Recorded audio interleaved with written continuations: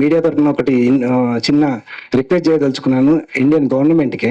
ఏంటంటే ఇది censor board వచ్చేసి సెంట్రల్ గవర్నమెంట్ చూసుకుంటుంది. సో అక్కడ ఇప్పుడు మనకు రీజనల్ ఆఫీసర్ షిఫాలి కుమార్ గారు ఉన్నారు, ఆవిడకి తెలుగు రాదు. సో మాకు ఒక 40-50 కట్లు చెప్పారు.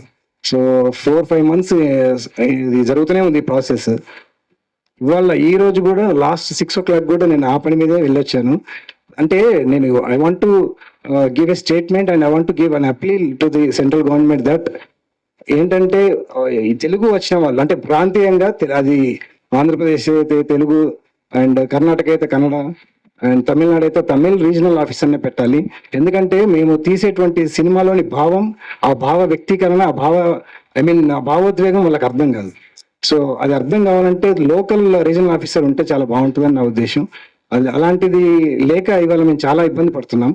So I think this is media మిత్రులు మీరు తీసుకెళ్ళాలి దీన్ని. సెంట్రల్ గవర్నమెంట్ దీని గురించి ఆలోచించాలి.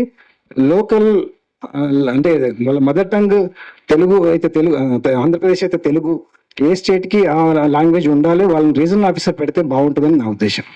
సో చాలా చెప్పేది ఉంది. అఫ్ కోర్స్ అది డెఫినెట్ గా ఇంకా టైం వచ్చినప్పుడు చెప్తాను. ఆల్రెడీ లేట్ అయింది చాలా. Each and every one thank you so much ఇక్కడికి వచ్చి ఈవెంట్ గ్రేస్ చేసినందుకు. మా డైరెక్టర్ గారు ఏదో యాడ్ చేయాలనుకుంటున్నారు.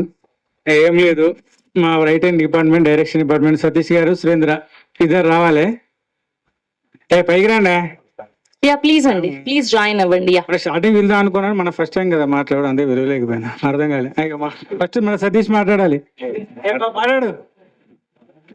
అనుభవం ఉన్న వాళ్ళలా కనిపిస్తున్నారు. ఈయనేమో ప్రొడ్యూసర్ కమ్ హీరో, మీరేమో ఇందులో క్యారెక్టర్ చేశారు అండ్ అలానే డైరెక్షన్ చేశారు. సో ఎలా అనిపించింది ఇదంతా మీకు, యాక్టింగ్ చేస్తూ డైరెక్షన్ చేయడం?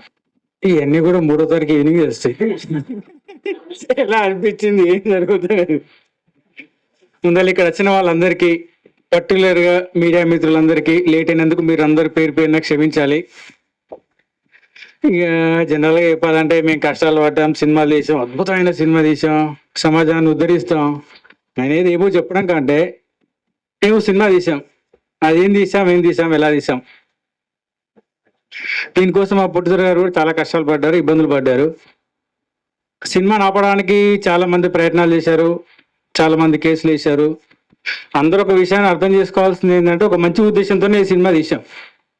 జనరల్గా మీడియా మిత్రులందరూ మీరు చూశారు, ఇక్కడ చూసిన వాళ్ళందరికీ ట్రైలర్ చూస్తే ఏమనిపించింది? ఎవరైనా ఆన్సర్ మాట్లాడతారు, Q&A ఉంది, అప్పుడు అడుగుతారు. చాలా క్వశ్చన్లు ఉన్నాయి, దాచారు మా వాళ్ళు. May 30కి సినిమా రిలీజ్ కాబోతుంది సార్. మీడియా మిత్రులందరూ మీ బ్లెస్సింగ్స్ ఉంటే మా సినిమా, చిన్న సినిమా, కొంచెం బయటపడుద్ది. అందరికీ థ్యాంక్స్ అండి. Thank you so much. Thank you Rajasekhar గారు, thank you so much for